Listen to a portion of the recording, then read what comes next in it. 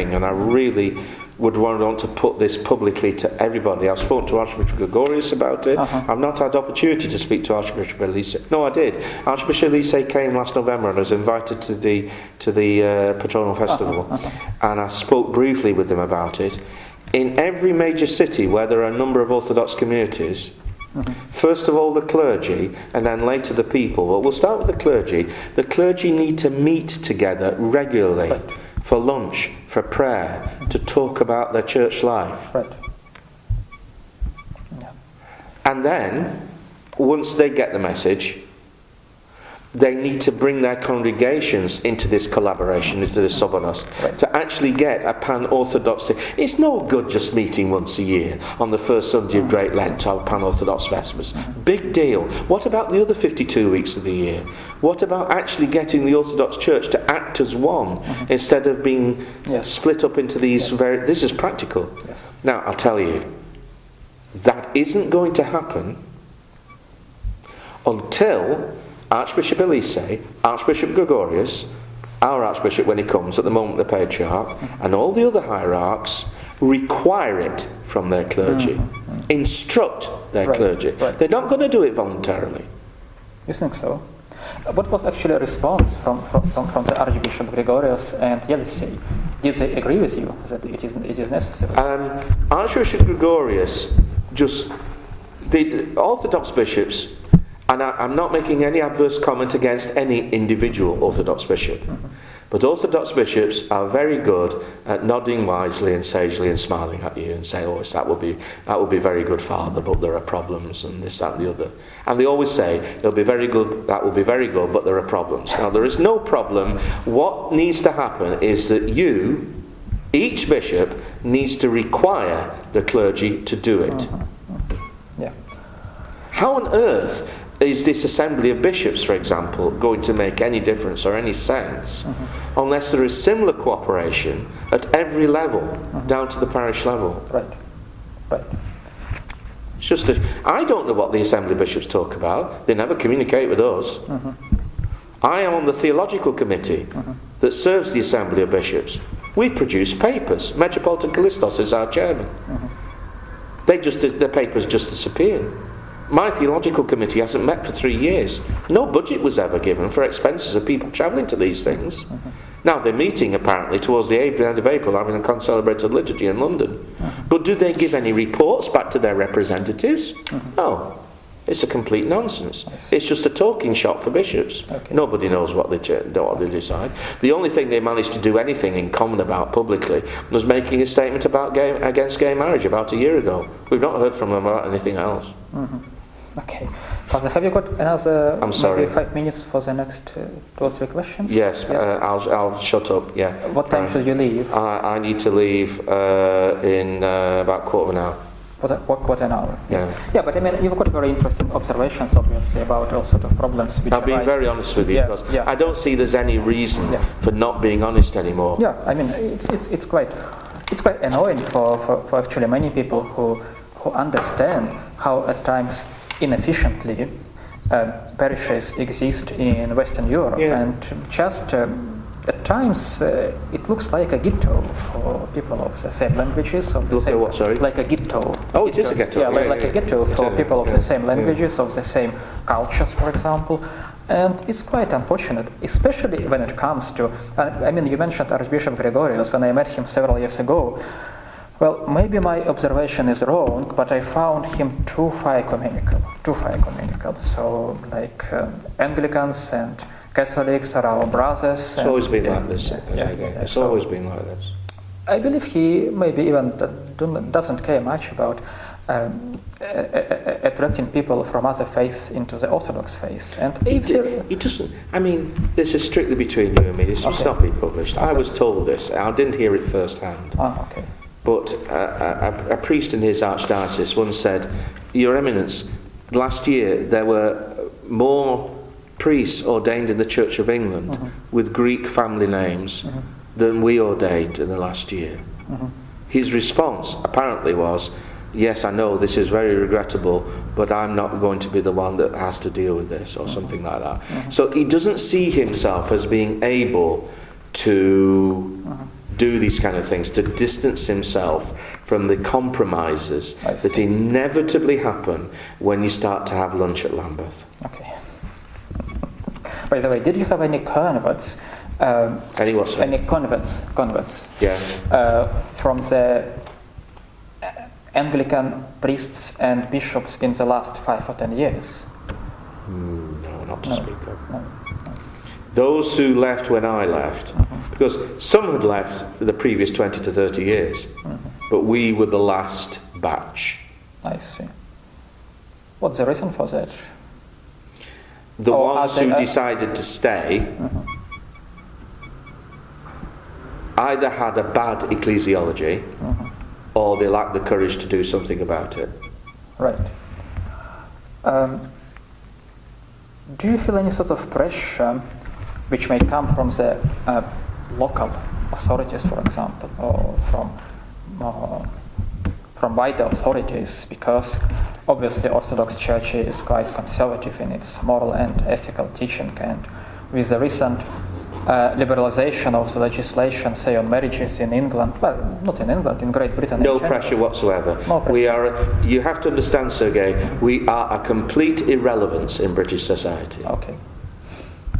So we are an exotic orchid in the garden. Right. Attended by, people who look after such things. But we're absolutely no concern to the authorities whatsoever, because we have no significance, because we make no impact, because we keep our head down, because we don't want to be involved. The only change recently was when a bill came before the House of Lords on so-called assisted suicide. For that, read euthanasia. Yes. The appropriate government authority consulted the Archbishop of Canterbury and the Archbishop of Westminster, Church of England, Roman Catholic Church. Our ecumenical officer, we do have one, not that he's ecumenical, but we like to keep out what's going on, discovered that we'd not been consulted, nor had the other joint presidents of churches together in England, comprising the Protestant churches. It was simply an Anglican and Roman thing. Parliament wanted to consult Christians, so they asked the Anglicans and they asked the Romans. Right. And we wrote to this Roger somebody or other, who was the Archbishop of Canterbury's ecumenical officer.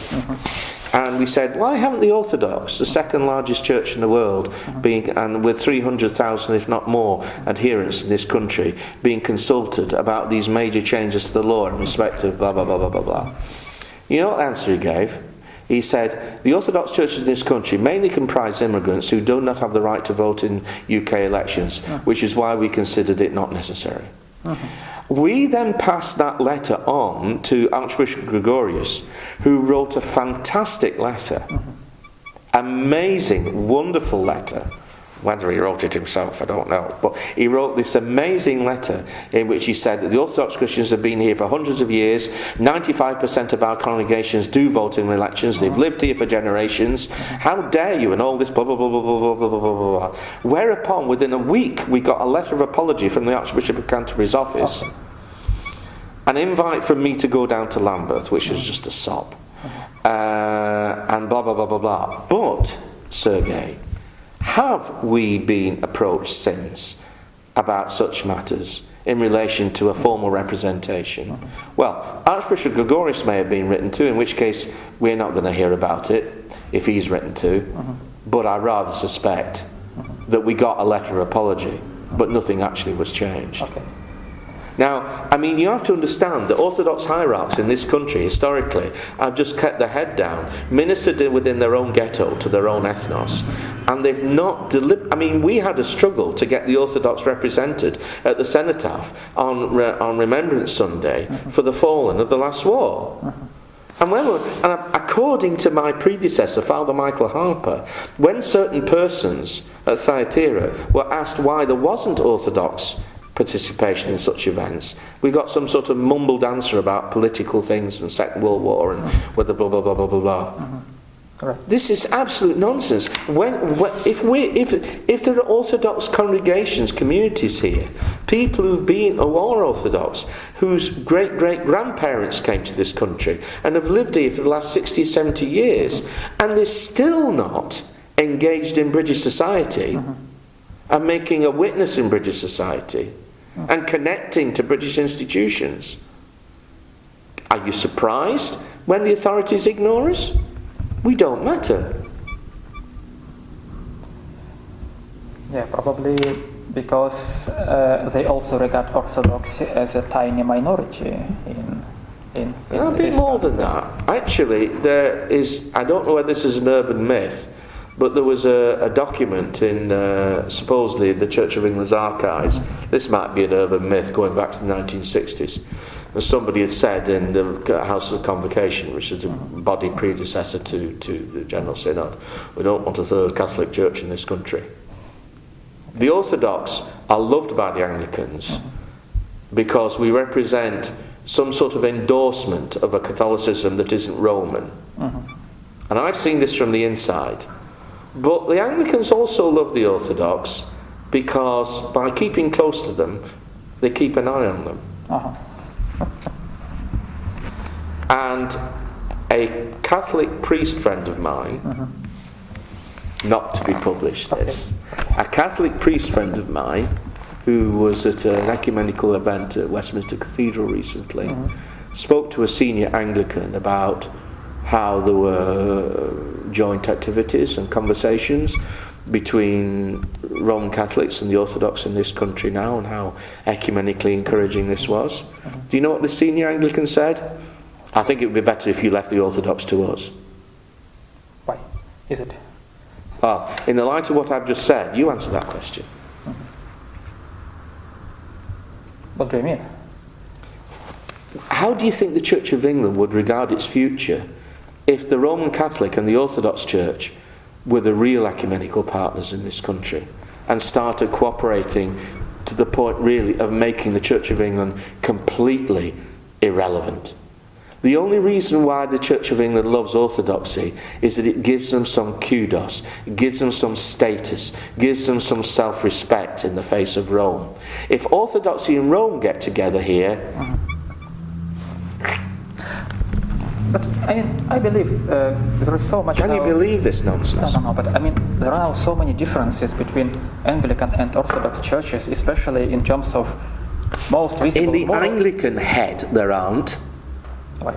They regard us as exotic, but they say we're Catholic and we're not Roman. That's enough for That's enough for an Anglican. Yes. Oh, we know they have icons, and we know they go on about theosis and resurrection, and isn't it lovely? And John Tavener and the beautiful music. Yes.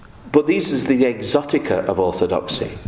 From the Anglican point of view, Orthodoxy is so valuable to them because we are Catholic and not Roman. End of story.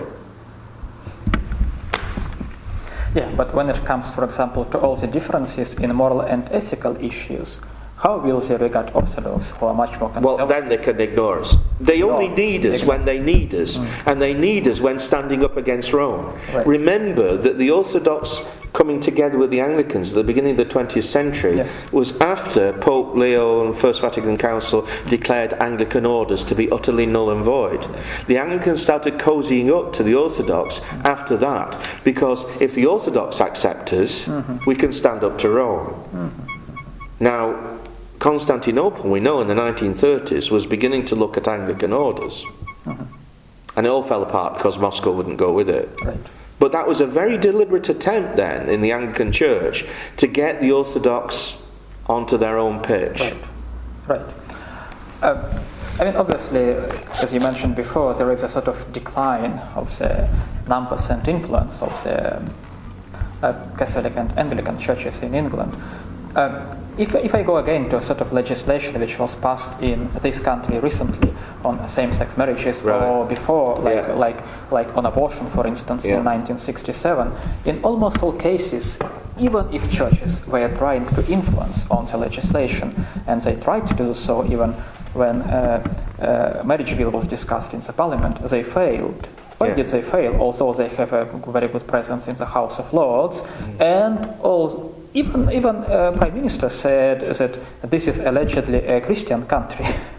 But the point is, successive governments know that what matters to the Church of England is her own position as the established church. Therefore, even though Anglicans know